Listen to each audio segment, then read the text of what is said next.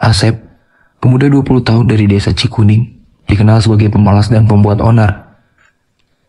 Ia tak punya pekerjaan tetap, lebih suka nongkrong sambil merokok dan tertawa keras bersama teman-temannya. Uang yang ia miliki selalu habis untuk foya-foya.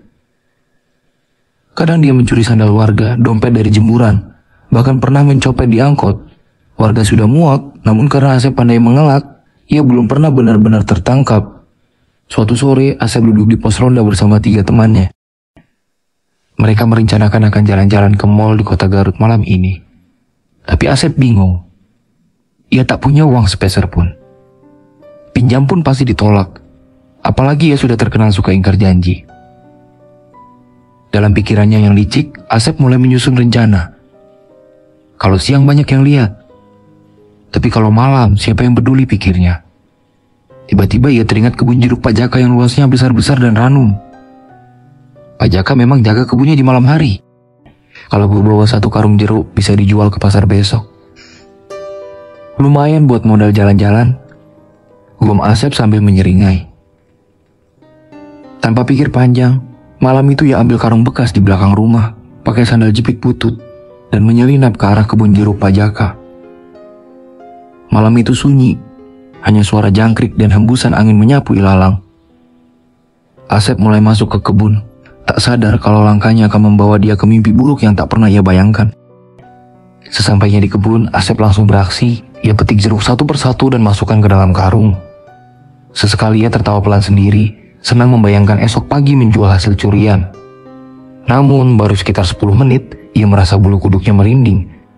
Seperti ada yang mengawasi dari balik semak-semak. Ia tengok ke kanan, lalu ke kiri.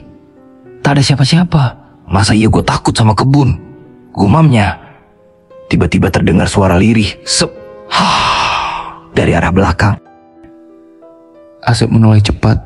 Tak ada siapa-siapa. Dadanya mulai sesak. Ia angkat karung dan memutuskan untuk cepat-cepat pulang. Tapi anehnya, setiap ia berjalan maju, ia selalu kembali ke tempat yang sama. Sebuah pohon jeruk yang daunnya lebih lebat dari yang lain. Gak lucu nih. Asep mulai panik. Ia coba lari ke arah lain, namun tetap kembali ke pohon yang sama. Seperti diputar-putar. Tiba-tiba angin berhembus kencang, jeruk-jeruk berguguran sendiri. Di antara hembusan angin, suara-suara aneh mulai muncul lagi. Kali ini terdengar seperti tawa pelan yang menyeramkan. Asep memeluk karungnya erat. Ia mulai menyesal. Tapi sudah terlambat. Kebun itu bukan sekadar kebun biasa. Sudah lama ada cerita bahwa kebun Pak Jaka dijaga makhluk halus. Tapi Asep menganggapnya cuma dongeng. Malam itu ia sadar. Cerita itu nyata. Asep mencoba tetap tenang meski napasnya mulai tak teratur. Ia duduk sejenak di bawah pohon jeruk berharap bisa mengatur pikirannya. Namun kebun itu terasa semakin gelap. Padahal tadi bulan bersinar terang. Kini kabut mulai turun pelan-pelan, menyelimuti setiap sudut kebun. Ini pasti cuma perasaan gue aja, tenang Sep, tenang. Katanya berusaha menenangkan diri. Ia coba buang isi karung jeruknya. Berharap itu bisa melepaskannya dari kutukan aneh ini. Tapi setelah ia buang semuanya, dan melangkah cepat meninggalkan pohon itu, ia tetap saja kembali ke tempat semula. Pohon jeruk itu, dengan daunnya yang lebat dan buah paling random, seolah jadi pusat dari lingkaran gaib yang menahannya. Tiba-tiba suara berat terdengar di dekatnya. Kenapa kamu mencuri, Asep? Asep berdiri terpaku. Ia tengok kanan kiri, tak ada siapa-siapa. Tapi suara itu terdengar jelas di telinganya. Ia gemetar, tubuhnya dingin seperti baru disiram air es. Ampun, saya nggak tahu. Saya cuma mau cari duit. Saya nggak tahu ini kebun dijaga. Tak ada jawaban. Hanya suara langkah kaki yang berputar mengelilinginya. Tapi saat ditengok, tak terlihat satupun sosok manusia. Ia berlari ke arah mana saja, berharap bisa menemukan batas kebun. Tapi tak ada ujung. Bahkan pagar kayu yang tadi dilompati kini hilang tak kemana. Yang ada hanya terus memanggil namanya. Setelah berjam-jam berputar-putar dalam kebun, tubuh Asep lelah dan lututnya mulai gemetar. Ia terduduk sambil menangis, berharap malam segera berlalu. Tapi waktu terasa berhenti. Tak terdengar azan, tak ada ayam berkokok, dan tak ada tanda-tanda pagi. Lalu dari kejauhan, ia melihat seseorang berdiri. Sosok itu tampak mengenakan sarung dan jaket tua, seperti warga kampung. "Hai, Kang! Kang, tolong saya!" seru Asep girang. Ia bangkit, berlari ke arah sosok itu. Tapi saat jaraknya tinggal beberapa meter, langkahnya terhenti. Sosok itu berdiri diam, kaku, dan wajahnya kosong. Tidak ada mata, tidak ada hidung, tidak ada mulut, hanya kulit datar seperti topeng lilin.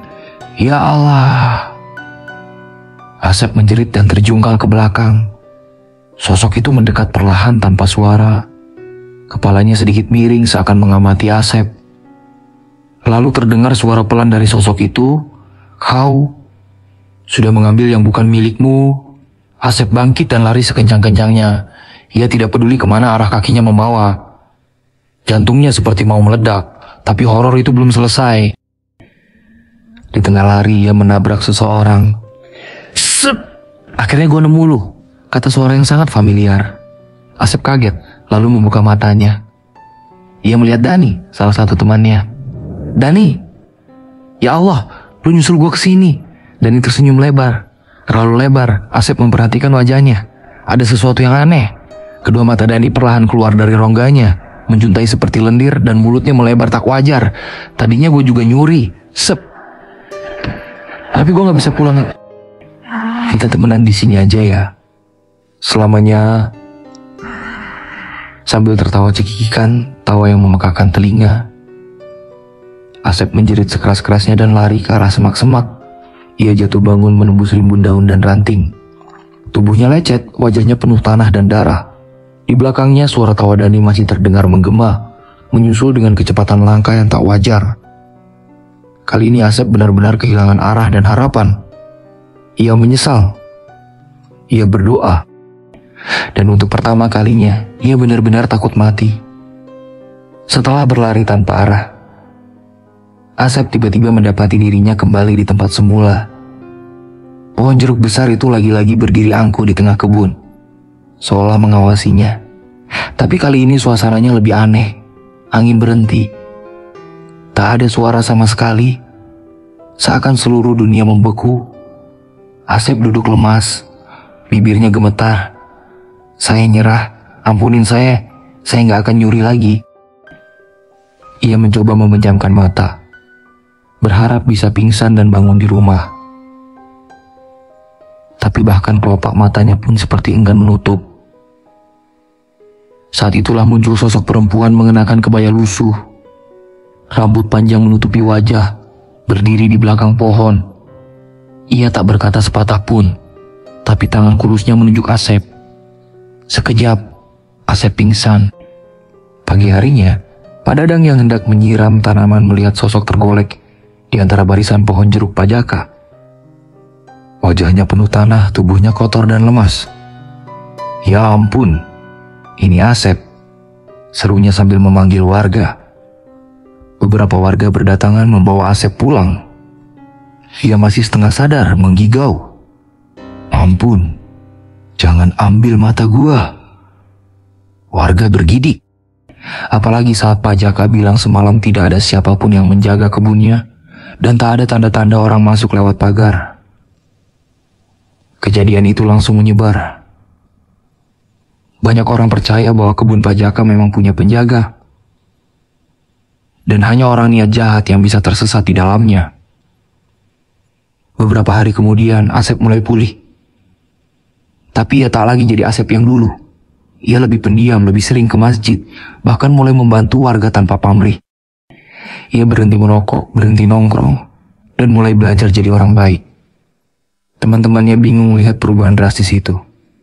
Saat ditanya, Asep hanya menjawab pelan, "Ada hal-hal yang gak bisa dijelasin, tapi kalau kalian gak mau kejadian kayak gua, jangan pernah ambil yang bukan milik kalian."